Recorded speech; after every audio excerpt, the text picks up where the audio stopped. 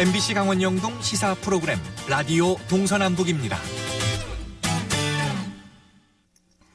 다음은 강원 지역의 이슈를 이야기해보는 동서남북 세상보기 시간입니다. 가톨릭 관동대학교 관광연구소 책임연구원으로 계신 지역시사 칼럼니스트 이재복 평론가와 연결하겠습니다. 안녕하십니까? 네, 안녕하세요. 네, 오늘은 최근 강릉시에서 벌어진 논란을 좀 정리를 해보려고 합니다. 어떤 내용인지 소개를 간략하게 해주실까요?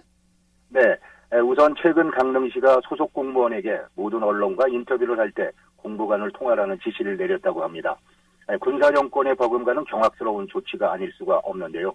그것도 기초자치단체의장이 그런 조치를 내린 것은 내용의 정당성을 떠나서 전무후무한 반란이 아닐 수 없습니다.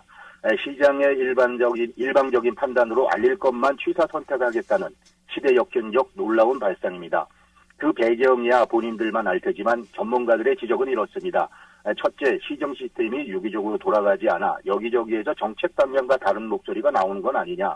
그리고 정책 우선순위의 혼선과 조직 장악력에 문제가 있는 것은 아닌지 하는 점이고요. 두 번째로 생각해 볼 수 있는 것은 시장 개인의 우월적 지위나 능력치에 공무원들이 못 미치고 있다는 판단에서 나온 것은 아닌가 하는 생각을 해볼 수가 있습니다. 지역 언론들에게 최대 뉴스 공급처이며 광고주인 지자체의 언론 통제 방법 아주 간단하죠. 취재를 어렵게 하는 방법으로 자신들이 써주는 보도자료만 취재를 하라고 한다든지 시정 관련 광고를 봉쇄하든지 하는 방법입니다.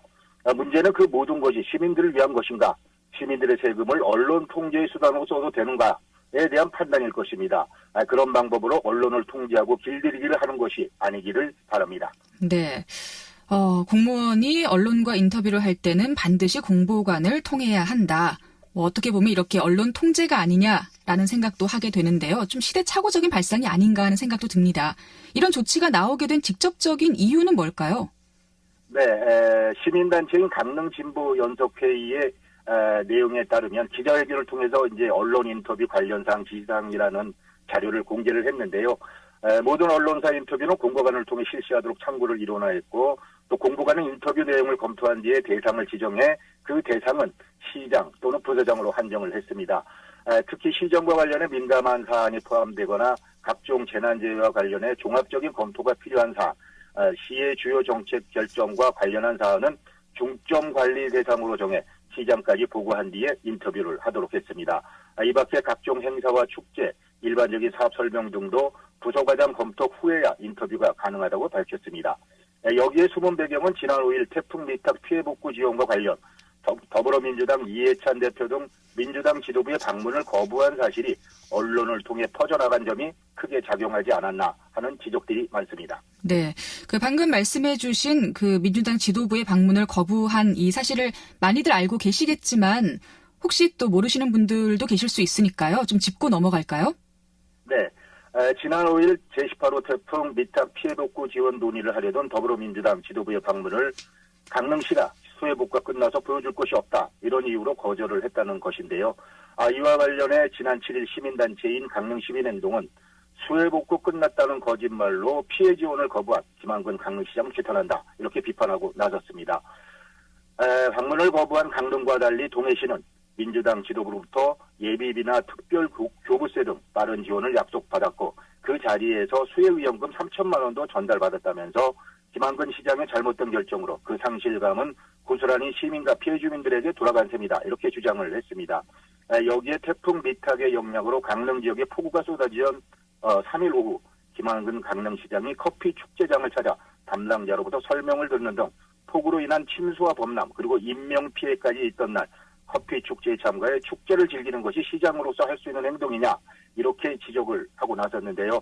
공교롭게도 이러한 기자회견 후에 언론 보도 지침이 발표돼 스스로 논란을 자초한 셈이 됐습니다. 네, 이런 배경도 있을 수 있겠고요. 그리고 또 예를 들자면 원래 좀 시민들과의 소통을 많이 하지 않는 편이 아니었냐 이런 의견들도 있는 것 같은데요. 어떤가요? 네, 맞습니다. 민주당 지도부의 방문 거부 논란이 직접적인 배경이다. 이렇게 단정할 수는 없겠지만 지적하신 것처럼 최명희 시장부터 현 시장까지 시민들과의 소통의 장이 많지 않았다는 점은 분명해 보이는데요.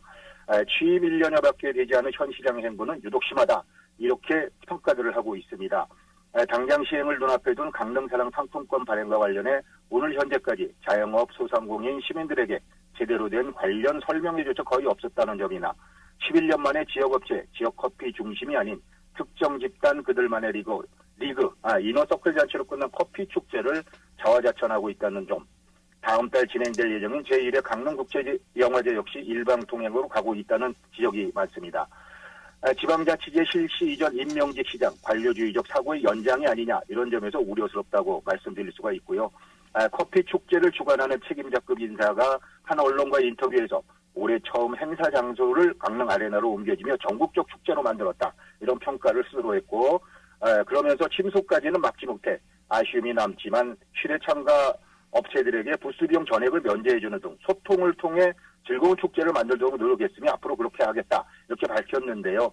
작금의 논란을 대하는 현 시장의 자세를 대변하고 있는 건 아니냐 이런 생각을 지울 수가 없습니다. 네. 여러 가지 사례들을 말씀해 주셨는데 그중에 그 제1회 강릉국제영화제 이야기를 좀 해주셨잖아요. 이 역시 일방통행으로 가고 있다라고 하셨는데 사실 강릉에서 영화제가 열리는 점에 대해서 긍정적으로 보는 시각들도 있거든요. 어떤 점에서 소통 부재다, 일방통행이다 이런 지적을 하셨는지도 좀 궁금합니다. 네, 말씀하신 것처럼 긍정적인 부분이 분명 있습니다. 그런데 그 긍정적 시각이 지역 활성화로 연결할 준비가 되어 있는가 하는 점에서 아쉬움이 많다는 말씀입니다. 2018 동계올림픽이 지역 발전을 견인할 성장 동력이라고 무수한 찬양을 보냈습니다만 결과는 경기장 사후 운영비 자치단체 부담이라는 덫에 걸렸습니다. 2015년 기준 우리나라에서 열리는 영화제가 모두 34개인데요. 한 달에 3개꼴입니다. 지금은 더 늘어났겠죠. 지방자치단체의 이벤트가 줄어드는 예는 없었으니까요. 근데 과연 그 많은 영화제와 구별되는 강릉 영화제만의 차별성과 경쟁력은 무엇인가 이렇게 묻지 않을 수가 없는데요. 특히 33개국 85편의 장단편 영화를 통해 북한 현실을 아우르고 난민, 인권, 전쟁 등 이슈를 선보인 제1회 평창 남북 평화영화제라든지 토이와 애니메이션 영화 등이 한자리에 보이는 춘천 토이, 애니타운 페스티벌 등과 비교해 도내에서조차 경쟁력이 불분명해 보이기 때문입니다. 이미 정동진 독립영화제가 시민들의 각고의 노력 끝에 인정받고 한여름 글로벌 축제로 자리매김하고 있다면 더 키우고 집중해야 하는 것이 선택과 집중의 원리가 아닌지 고민해야 함에도 그렇지 않았습니다. 시작을 앞둔 제1회 영화제인데 좀 봐주자 이렇게 이런 말씀을 하신다면 저는 이런 말씀을 드리고 싶습니다. 시작이 반이며 될성 부른 나무 떡잎부터 알아본다는 속담 틀린 말 하나도 없다는 말씀을 드려봅니다. 네. 자, 오늘 강릉시의 소통에 대해서 조금 이야기를 나눠봤는데요. 판단은 우리 시민들의 몫으로 좀 남겨놓도록 하겠습니다. 네, 시사칼럼니스트 이재복 평론가와 이야기 나눴습니다. 고맙습니다. 네, 감사합니다.